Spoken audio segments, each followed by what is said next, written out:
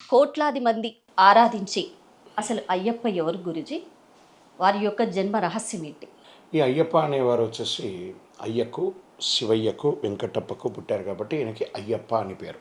కానీ అయ్యప్ప అనేది ఒక చరిత్ర కాదు, శాస్త్ర, ధర్మశాస్త్ర అనేది ఈయన యొక్క ప్రాశస్యం.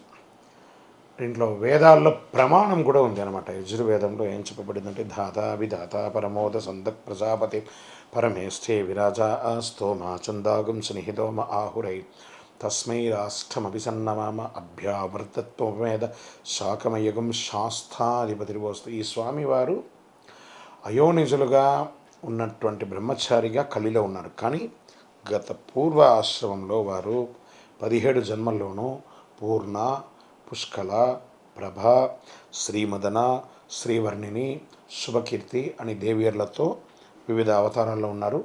సత్యగన్ అనే ఒక కొడుకుతో కూడా ఉన్నారు స్వామివారు. ఈయన వచ్చేసి హరిహరులకు పుట్టినవారు.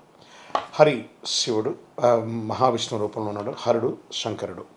మహావిష్ణువు మోహిని అవతారంలో ఉండగా శివుని యొక్క భార్య, శివుడు వచ్చేసి అంబ పరమేశ్వరుని తప్ప వేరెవరిని మోహించరు.